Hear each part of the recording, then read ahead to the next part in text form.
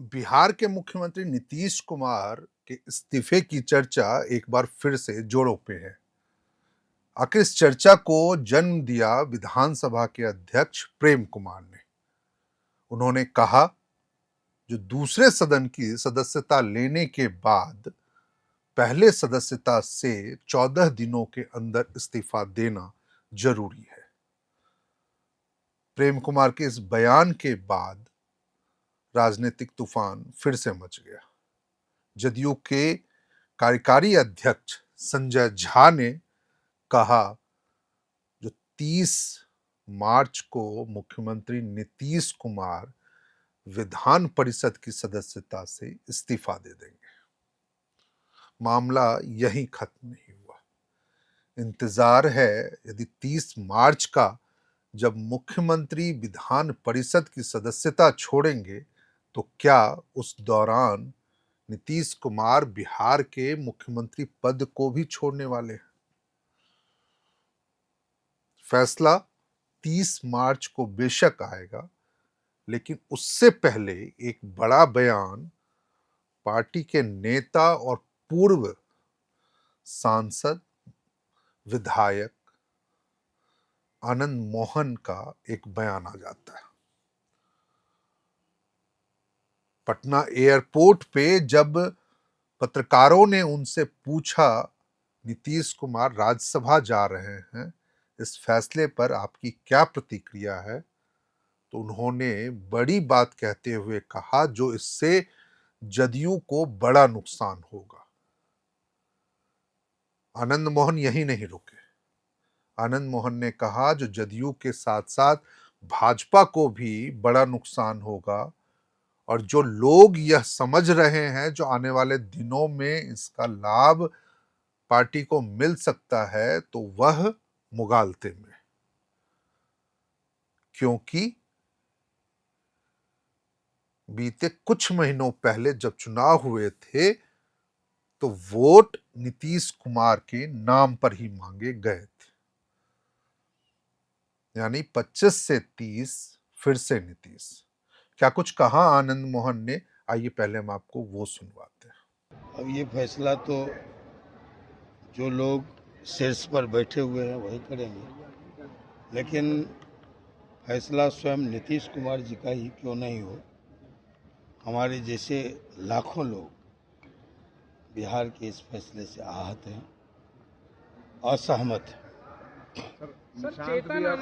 अभी देखिए, अभी जो कुछ आपने जनता में पिछले चुनाव में जाके कहा था, 2025 से 30 फिर से नीतीश, इस विश्वास को ठेस है।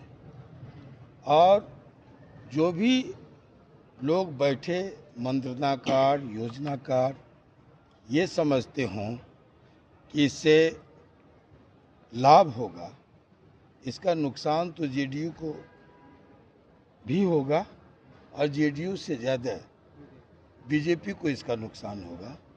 बैठे ठाले इसका लाभ अपोजिशन को मिल जाएगा, प्रतिपक्ष को मिलेगा, क्योंकि जो पिछड़ा, अति पिछड़ा मतदाता है, इसमें इस फैसले का खराब मैसेज गया। बिल्कुल, जो भी आप लोग हैं, राजनीतिक समीक्षक हैं, विश्लेषक हैं, मैं जनता के बीच लगातार घूमता रहा हूं और मैं देख रहा हूं कि लोगों में आक्रोश है, गुस्सा है। तो इसका लाभ कालांतर में, भविष्य में बीजेपी को भी नहीं मिलने जा रहा। इसलिए क्षणिक जो भी लोग समझते हों ये ऐसा कर दिए, वैसा कर दिए, ये चाणक्य और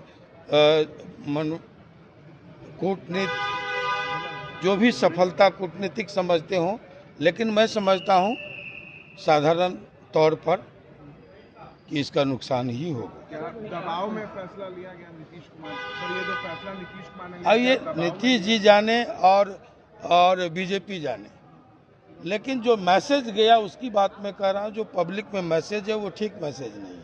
एनडीए के सेहत के लिए अच्छा मैसेज ये नहीं है। निशांत कुमार भी अभी एक्टिव, अब काफी एक्टिव हो गए हैं लगातार। निशांत कुमार के आने से उम्मीद जगी है और ये शॉक ऑब्जर्वर का काम किया है। निशांत जी का आना, समृद्धि यात्रा पर नीतीश जी का निकलना, यह आक्रोश को संतुलित करने में कुछ हद तक कामयाबी इससे हासिल हुई है।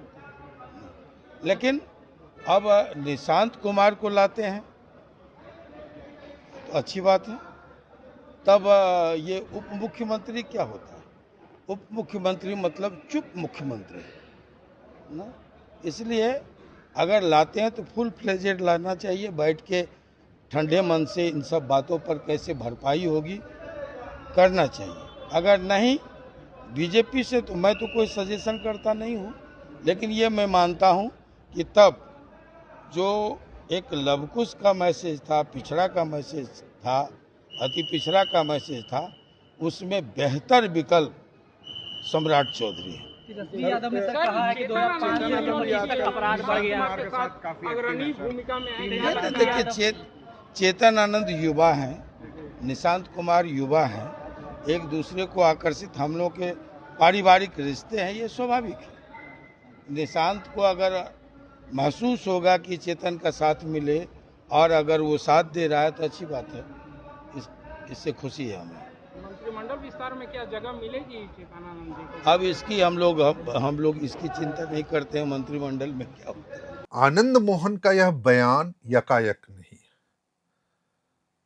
अभी ज्यादा दिन कह लीजिए या ज्यादा समय नहीं हुए जब बिहार शरीफ में समृद्धि यात्रा को खत्म करने के अंतिम पड़ाव पर पहुंचे थे नीतीश कुमार और अपने गृह जिले में थे, वहां पे भी कैसे एक बुजुर्ग व्यक्ति ने खुलेआम यह कह दिया, जो नीतीश बाबू आप बिहार छोड़ के मत जाइए। उस बुजुर्ग ने भी नीतीश कुमार को यह याद दिलाया जो अभी चुनाव में यही ऐलान दोहराया गया था, जो 25 से 30 फिर से नीतीश। उस बुजुर्ग की बातों को आप सुनिए। बिहार छोड़ के कहाँ जाता नहीं, माननीय नीतीश जी, बिहार छोड़ के कहाँ जाता नहीं, जवाब दी। बिहार को छोड़ के कहाँ जवाब दी, बिहार कहाँ छोड़ता नहीं, बिहार मत छोड़ी, बिहार मत छोड़ी, बिहार मत छोड़ी, जवाब दी। बिहार छोड़ के कहाँ जाता नहीं, जवाब दी। हाथ उठाइए, ठीक है ना? चलिए, इन्हीं शब्दों के साथ मैं आप सबको बहुत बहुत बधाई देता हूँ, बहुत बहुत धन्यवाद आपको। इन्हीं शब्दों के साथ आपको 30 तक रहेगा दिल्ली मन जाइए, 30 तक रहेगा मुख्यमंत्री जी, दिल्ली मन जाइए। इसी जगह पर जब मंच पे नीतीश कुमार बैठे हुए थे तो इस दौरान एक पोस्टर को देख करके भी नीतीश कुमार भावुक हो उठे। उस पोस्टर में जदयू के समर्थकों को कह लीजिए, चाहे बिहार की जनता को कह लीजिए, उन्होंने अपनी भावना को प्रकट करते हुए यह कहा था, जो बिहार को आपकी सख्त जरूरत है, आप कृपया मुख्यमंत्री पद से इस्तीफा ना दें। मुख्यमंत्री की नजर पड़ी और उन्होंने अपने अधिकारियों को कहकर वह पोस्टर मंगवा लिया। तो ये कई ऐसे मौके हैं जहां नीतीश कुमार पर यह दबाव डाला जा रहा है जो वह बिहार छोड़ के दिल्ली की राजनीति में ना जाए। तो ऐसे में यह आनंद मोहन का बयान क्या जदयू के लिए एक बड़ा संदेश है, या फिर पार्टी के साथ साथ बिहार को बीते 2 दशकों से संभाल कर रखने वाले नीतीश कुमार के लिए बड़ा संदेश है? मुख्यमंत्री पद से इस्तीफा देंगे या नहीं देंगे, यह नीतीश कुमार को तय करना है, और कब देना है यह भी उन्हें ही तय करना है।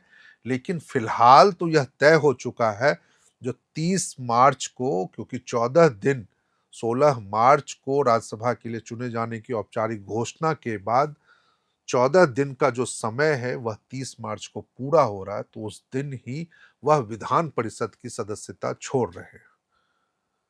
ऐसे में चाहे तो वह 6 महीने तक बिना किसी सदन के सदस्य बने मुख्यमंत्री पद पे रह सकते हैं। ऐसा बिहार विधानसभा के अध्यक्ष प्रेम कुमार का कहना। तो फिलहाल नीतीश कुमार पर यह नैतिक दबाव नहीं है जो वह मुख्यमंत्री पद को छोड़े, लेकिन जिस तरीके से पार्टी के नेताओं, समर्थकों, बिहार की जनता का बयान आ रहा है या उनकी भावनाएं सामने आ रही हैं, तो क्या यह बिहार की जनता के नजरिए से या बिहार के नजरिए से नीतीश कुमार के लिए कोई बड़ा राजनीतिक संकेत तो नहीं है? क्योंकि आनंद मोहन ने अपनी बातों में, जैसा आपने सुना भी होगा, जो सीधे तौर पर यह सवाल खड़ा कर दिया है, जो निशांत को पार्टी में शामिल कराना तो ठीक, लेकिन उसे कोई बड़ा पद देना, उसे जिम्मेदारी में, उस पर जिम्मेदारी सौंपना, यह पार्टी के हित में नहीं होगा। खैर, सवाल आपके सामने भी है। आप क्या इन तमाम घटनाक्रमों को लेकर के सोचते हैं, समझते हैं? कमेंट करके हमें जरूर बताइएगा। लेकिन एक जो महत्वपूर्ण घटनाक्रम इसी बीच में हुई, वह थी रांची में राज्यसभा के उपसभापति हरिवंश जी की मौजूदगी। हरिवंश का ही टिकट काट करके, या हरिवंश ही अभी बिहार में जदयू के कोटे की जो 2 राज्यसभा सीटें खाली हुई है, उसमें दूसरे सीट पे हरिवंश जी को ही पार्टी ने टिकट ना देने का फैसला करके मुख्यमंत्री नीतीश कुमार को उस पे उम्मीदवार बनाया था। और नीतीश कुमार अब राज्यसभा जा रहे हैं, जब वो 10 अप्रैल को शपथ लेंगे। तो हरिवंश जी पिछले 1 महीने के दौरान, जब से यह राजनीतिक उठापटक शुरू हुई, चर्चा शुरू हुई थी, जो नीतीश राज्यसभा जाने वाले हैं, पहली बार आज सार्वजनिक मंच पे नजर आए। मौका था उपराष्ट्रपति का झारखंड दौरा। उपराष्ट्रपति अपने दौरे के क्रम में पहले भगवान बिरसा मुंडा के जन्मस्थली खूंटी के उलिहातू जाते हैं। वहां पर भी हरिवंश जी की मौजूदगी थी बतौर राज्यसभा के उपसभापति। उसके बाद वह राजभवन में भी दिखाई देते हैं, जब औपचारिक रूप से उपराष्ट्रपति का लोक भवन में राज्यपाल संतोष गंगवार स्वागत करते हैं। इस मौके पर केंद्रीय मंत्री संजय सेठ भी मौजूद थे।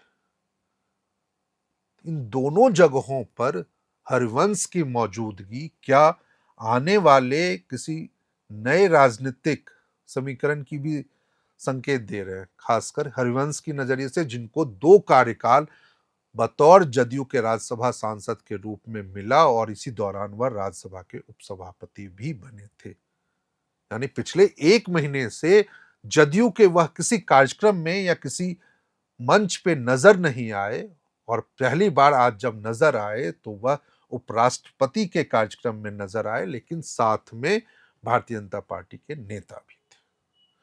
तो इन तमाम घटनाक्रमों को लेकर के आप क्या सोचते हैं, क्या समझते हैं, कमेंट करके हमें जरूर बताइएगा। इस वीडियो में फिलहाल अब इतना ही।